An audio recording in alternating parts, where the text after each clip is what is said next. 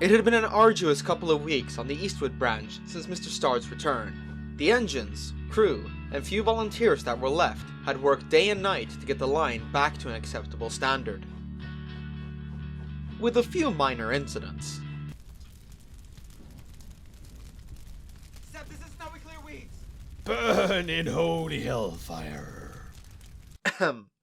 Anyways, while progress was moving along at a steady pace, it didn't take long for the engines working on the main stretch of the line to notice the work being done to the branch line. Though a lot of them gave some less than pleasing looks as they passed, some were very happy to see the Eastwood engines out and about again, and whistled a greeting every time they passed, while others... Murderous psychopath! Starr was able to brush it off though. After nearly 9 months in court, one got thick skin for name-calling and accusation. There was one thing, however, that had been a cause for concern for Mr. Starr. During the time he had been back, he hadn't seen Reginald. At first, he figured he was just getting unlucky with his timing, but as days went on, he got increasingly more worried about the whereabouts of his engine. He had tried to get an answer out of the passing engines, but... Axel! Do you know what's happened to Reggie? I haven't seen him since I got... back.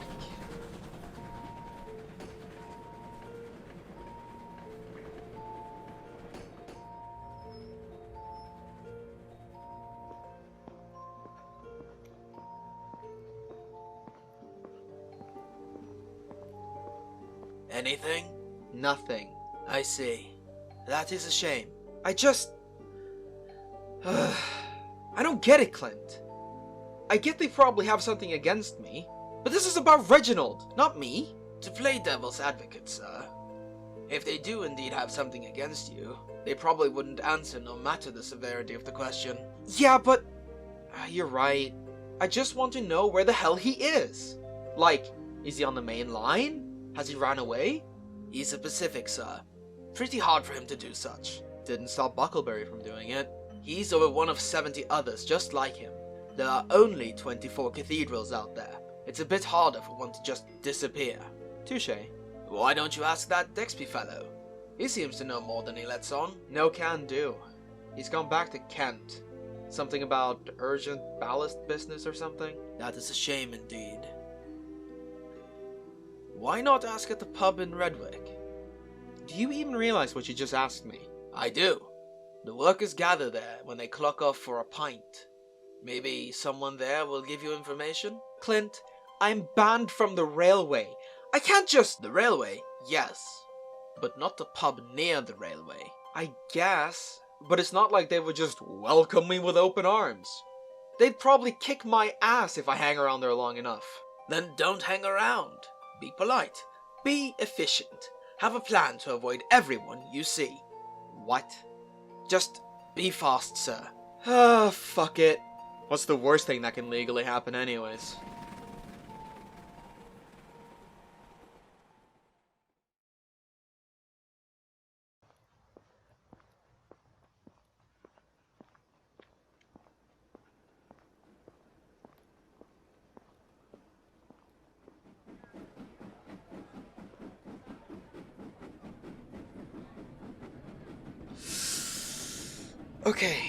Okay, I can do this.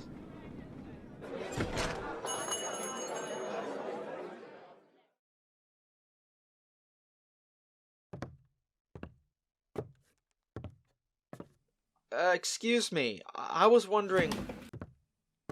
Right.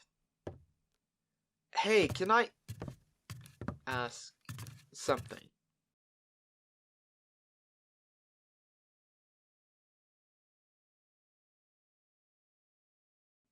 Wait, is that... Nate! Who? Oh, shit. Wait, please! I only have a few quick questions. You shouldn't be here, Starn. I know that! Do you think I'd come here if it wasn't urgent? No, I suppose not. Alright, fine. Be quick about it. Oh, thank you so much. I just want to know where the hell Reginald is.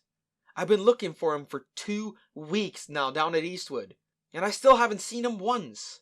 I know for a fact he still has more time on his lease, so I should have seen him by now. How am I supposed to know? I haven't seen him in over a month. You... What? Why ever not? You're his assigned driver, no? No, not since he broke down again. He what? Jesus, they really kept you out of the loop, didn't they? When? How? Like I said, just over a month ago. And for the same reason as last time, poor quality parts. That's impossible. Unless... Will that be all? Do you know where he is? Not a clue.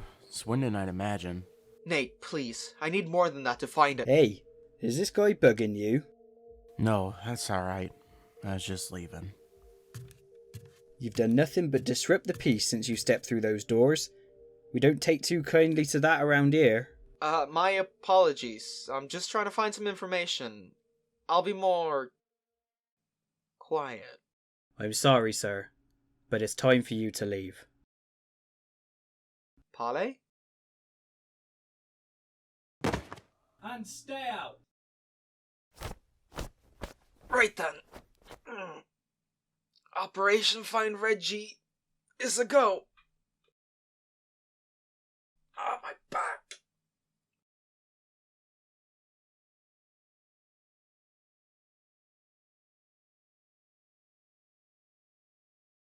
It was late in the evening by the time Mr. Starr made his way towards Manifel. He knew that if Reggie had truly broken down, the documentation at the works would be the only way he would find any sort of lead on where his cathedral had ended up. He loitered around the back of the works for a while, until he was absolutely sure that everyone had gone home, before making his way into the works. He searched through the paperwork in the office for some time, but came up short. There was only the usual service records, but they appeared to have been more frequent than usual up until a month ago. That's odd.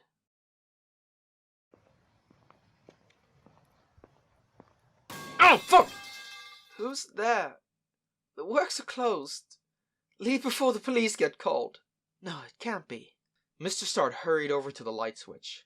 They came on with a loud thud, and he frantically made his way to where the voice came from. He froze slightly as he saw the sight in front of him. There, dirty, still, and hidden from view, was Reginald. He sprinted to the front of a smoke box, yelling frantically. Reggie! Reggie! Mr. Stodd? You're here! How? Hey, easy boy. I'm right here. It's okay. Reginald wept as Mr. Stodd put his hand on his buffer, waiting patiently as Reginald let out all his negative emotions he had bottled up for all this time. There, Reggie. I'm here now. What happened to you? Sir, it's been so long. How did you get here? I thought you were busy in court. The jury ruled me an innocent man on the charges of manslaughter about 2 weeks ago, so I got to go free. However, I am still suspended from the railway for another 2 weeks, so I'm technically trespassing right now. Of course you are. I'm happy to see you again, sir. And you, Reggie. And I didn't see you running while I was working on the platform at Eastwood. I feared something bad might have happened. Well, this isn't exactly something good now, is it? It's all that Knox's fault. I might have known. Tell me everything. Spare no detail. Reginald went on to tell Mr. Starr everything that had occurred on the railway while he had been away. From the downturn of passenger numbers, to the rebuilding of infrastructure, and to the neglect from Mr. Knox when it came to the servicing of the engines who worked on the line. And when Pat brought me down here, he straight up said to my smoke box that he would not be informing you, and that if I didn't keep quiet, he'd have me put in a siding instead. He dies tonight. What? I'm joking. But fucking hell. I knew he had it out for me, but I didn't expect him to have it out for you as well. Well, after 8 months, I think that I have enough proof to make a solid case against that expectation. Oh god, you're sounding like the lawyers. Sorry, sir. I saw an opportunity. And you took it. I'm proud. I haven't heard that in a while. I know. We're going to have to fix that somehow. How do you mean? I won't just stand by knowing that you're sitting here, shut off from everyone. It was bad enough knowing that the Eastwood engines were locked up in a shed. I won't stand for it being like this for you either. But sir, no one has told you about me. Won't they know if you just suddenly take me out of here? Oh shit, I didn't think of that. How long is left on your suspension? 2 weeks. But even after that, there's no certainty I'll have any say in anything. This is a big problem. It's alright, sir. A failure like me can wait. I can't cause you any more problems while in here anyways, so it's probably for the best. Don't you dare think like that. You have done absolutely nothing wrong. You are kind, eager, smart, willing to learn, and a great asset to my fleet of engines. You were dealt a horrible hand by fate, and that is no one's fault, especially not you. You never failed me, Reginald. I am more proud of you than you will ever know. Thank you, sir. I needed to hear that. Always. I just wish I could do more about your current situation, but my hands are tied. I know, sir. It's a shame we have no one to call upon. Hang on a minute. What? I have an idea, but don't get your hopes up yet. I have to make a phone call. Will you be alright? Yes, sir. This visit has helped me a lot. Thank you. Anytime, Reggie. Anytime.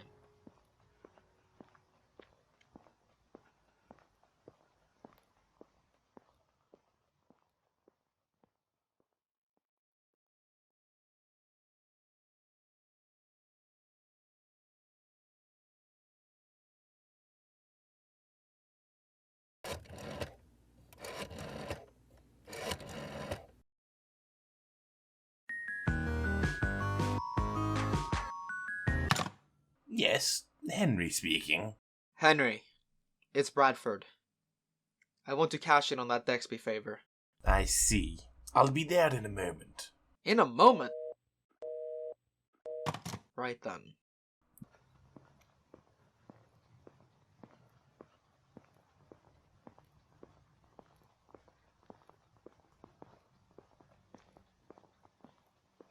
You rang? Ah, fucking Henry! Stop doing that! No. Dickhead! Did you call me out here to yell profanities at me? Or did you have something you wanted to discuss? No, I need a favor. I thought you'd never ask. Not that kind! No, of course not. That would be ridiculous. Uh-huh. No, but seriously. It's about Reginald. Your cathedral? What about him? He failed again while I was away, and Mr. Knox, for the lack of a better term, is holding him hostage in the works at Manifel. I wasn't informed about the incident, and I only found out after I did some digging around. If by digging around you mean you getting kicked out of that bar, How did you... never mind. I might have known he'd do something like that. So what do you require of me? I need to get him out of that works and taken somewhere he can be repaired properly and run in for a while things cool off here. Can you do that? I see. Very well. Meet me at the works tomorrow at midday. Henry, I'm still suspended from the railway. I can't just show up. I will take care of all of it. You just have to show up on time. No one will know. Alright, I'll do it. Thank you, Henry. A pleasure doing business with you as always, Bard Flood. Dexby walked off, leaving Mr. Stard relieved, but also slightly worried. He decided to brush it off, however, as he went to join Clint and the men for some restoration work on the platforms.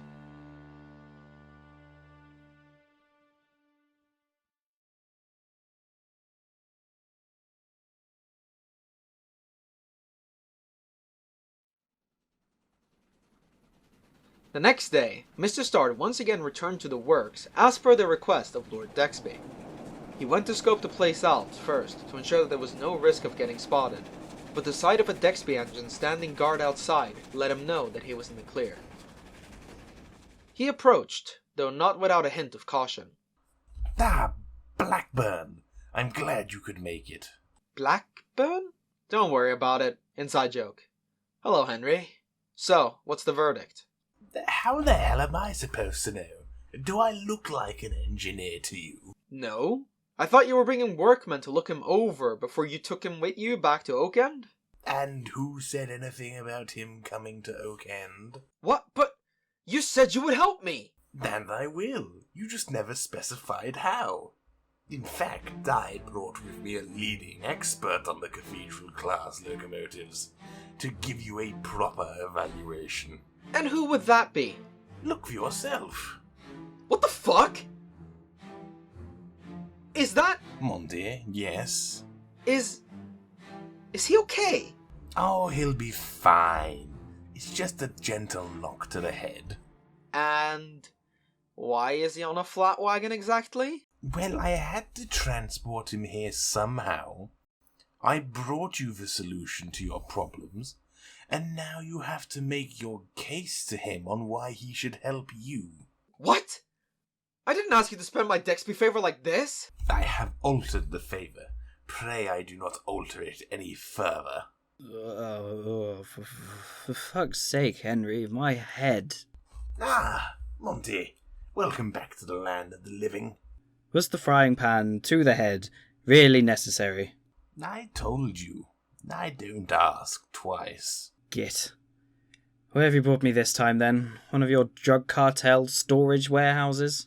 It's collapsing all around me. Why, thank you, Stubby. Nice to see you too. Bradford, my dear man. I haven't heard from you in months. How are you? Not great, not terrible.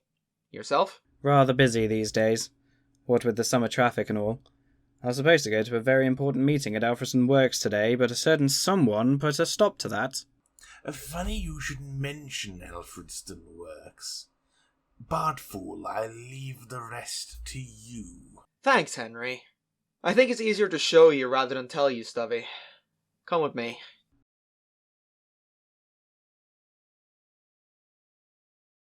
Dear Lord, Redwick! Lord Stavel? Oh, you're a sight for sore eyes. What on earth happened to you? Didn't you get repaired at Swindon less than a year ago? I did, but I failed again a little over a month ago. But that's impossible. One batch of poor quality parts is one thing, but two? That's why you were brought here, Monty. I need to know exactly what's wrong with him. Can you help? It's been a good while since I got my hands dirty, but I've been brought all this way, so I might as well. Thank you, Lord Stavel. Yeah, what he said. Let's get to work then. After you. The three men got to work on Reggie straight away, looking over every inch of his external motion. After not finding any glaring issues, they moved to his underside to inspect his inside motion. Dear Lord, it's like a murder scene in here. The men detached a part of the cathedral's inside motion and brought it to the back of the works to stress test it. It snapped immediately. The three of them walked back to Reginald, with stern looks on their faces. I don't understand. How did these parts get past quality control? Swindon's quality control is the highest standards. It shouldn't be possible. Not without meddling from people with higher standing, no. Wait, what are you saying? I was sabotaged? Well, it does make sense. How so? When we first agreed to have him built, your steel mill was running low, so I had to go through British Railways. And if I'm not mistaken, the parts made from that metal were the same ones you put on Alfredston before he failed. Yes, that's correct. And, after that, I sent Reginald here to Swindon to have him mended with their parts, while you took Alfredston into your works and used your steel to have him mended. Tell me, has Alfredston had any further faults since he was repaired? There were a few other contaminated parts, but as soon as they were replaced, he ran perfectly. I thought as much. I had a feeling they might have done something like this. You're not suggesting what I think you are you? Well, what else would explain this? Once, yeah, sure. But twice? On the same engine? That's moving into territory of suspicion. I see your point, but still. Why would they purposefully put an engine, their crew, and passengers in harm's way? Surely that would raise suspicion. Not if the pay is good enough. They've been keeping a group of people quiet for months now by lining their pockets full of money. One of which was the reason 5404's brakes failed on the opening day of the Eastwood branch. And why County of Radnor wouldn't keep to the time frame of the Redwick Flyer. Whoa, what? Henry, how do you know all this? Better yet, why didn't you tell me? Because you never asked, Barknoll. Dick. Then, Monty, don't ask questions you don't want the answer to. I see. But what does this have to do with me? Alfred has had all new parts made and is running flawlessly. Monty, I can't let him stay here in this state. It's already eating me alive just seeing him like this. I know it's a lot to ask, but can you please take him in at Alfredston Works? This is no state for a machine of this caliber to be in. Well, of course I can take him in, but why didn't you just call? Was the hit to the head and the kidnapping really necessary? Hey, don't look at me. I was owed a Dexby favor and asked him for help. A little kidnapping never hurt anyone. Now I know where Wyvern gets it from. Besides, my works is too far away compared to New Wessex. It is much safer to take him to Alfredston, rather than risk more damage. I see your points. Well, Reginald, was it? Looks like you're coming back to New Wessex. You mean it, sir? Thank you so much. Well, of course. We can't have an Alfredston-built machine dragging down the reputation of the others now, can we? No, of course not, sir. How quickly can you get him ready, Bradford? As soon as I can rally up some workers up on the branch. How are you going to get him to Alfredston? I would love for Hardwick to take him home, but I fear if things are as you say, it would attract unwanted attention. I think Hercules would be the perfect engine for the job. If memory serves me right, he has a delivery going to Redwick tomorrow night. Hey, don't look at me. I've been out of the loop for far too long to remember such details. That's understandable. Well then, Henry, Monty? I am ready to return home, if you'd please. No, not yet anyways. What? Why ever not? I have a railway to run, Henry. I have business to attend to.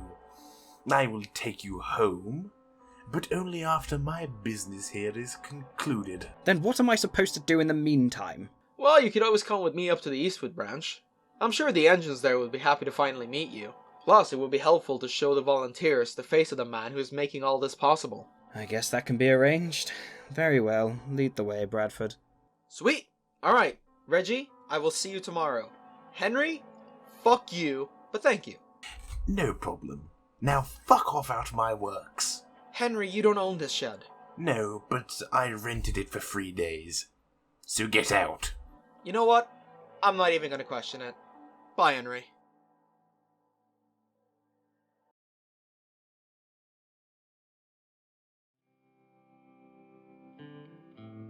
Mr. Start and Lord Stavel quickly made their way to Eastwood Junction, where Clint and the volunteers were finalizing the work on the platforms.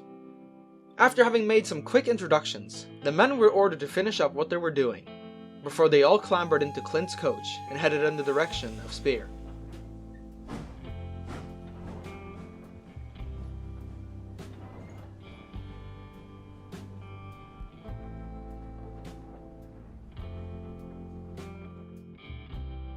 When they arrived, the rest of the volunteers were gathered and informed of what was to take place at the works the next day. Though it was at first met with a bit of apprehension, Lord Stavel quickly stepped in and gave his word that everything would be handled legitimately and safely, quelling any worries that the volunteers may have had.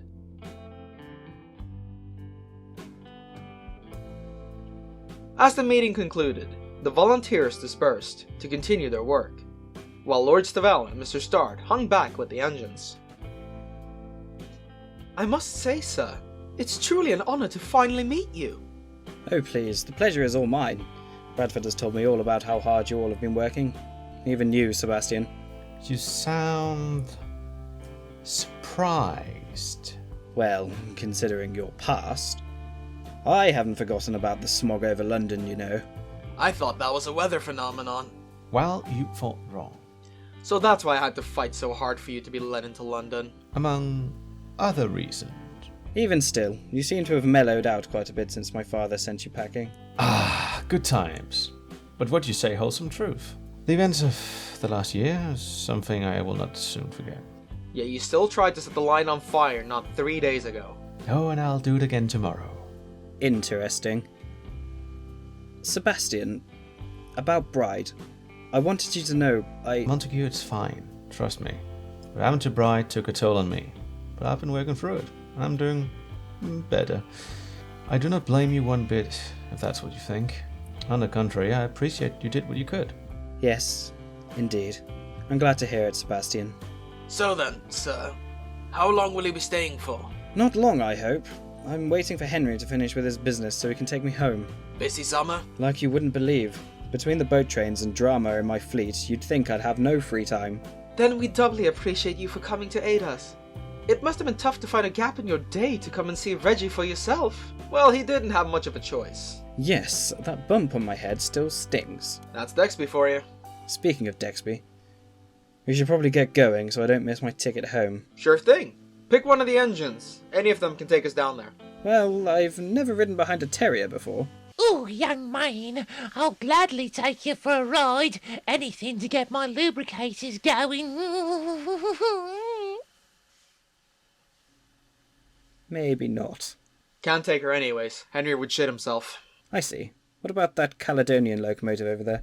Piss off, I'm resting. Good lord, you know how to pick them, don't you, Bradford? Bite me. Why don't you take Seb down? Bring back some good memories of riding behind the Saint? I'd rather arrive home with all my limbs attached, thank you. Well, since I arrived here with Clint, I guess the only one left is you then. Virgil, was it? Yes, sir. I'll get my coaches straight away. Oh, that won't be necessary. I don't mind riding in the cab. I do. Go get him, boy. Sir, yes, sir.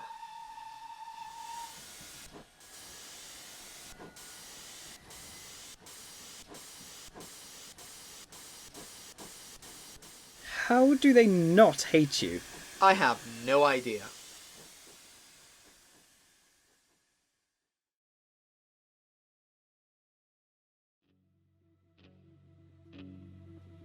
It didn't take long for Virgil to get the two men down to the junction, where Mr. Dexby and his engine was already waiting for them. Ah, there you two are. I take it your talk went smoothly? Yep, all will be ready for when Hercules arrives. Very good. Then my work here is complete. I take it your business went well then, Henry? Oh, you know me, Monty. My car! I always find a way. Well, that's not ominous at all. Anyway, Bradford, it was good to finally catch up again. I do hope life gets better for you going forwards, though. You and me both, Stubby. Thank you so much again for helping me out. I won't forget it. Of course. I'm happy to help. Now then, Henry, shall we get going? Of course. Right this way. Henry, where's the coach? Coach? Yes, how else are we going to get...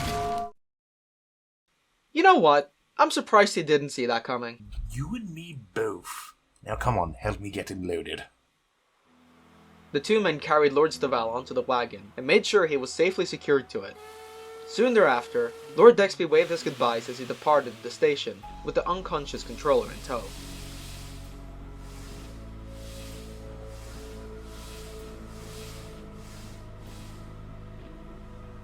That man is insane. That he is. Come on, let's get back to Spear. It's getting late. Right away, sir.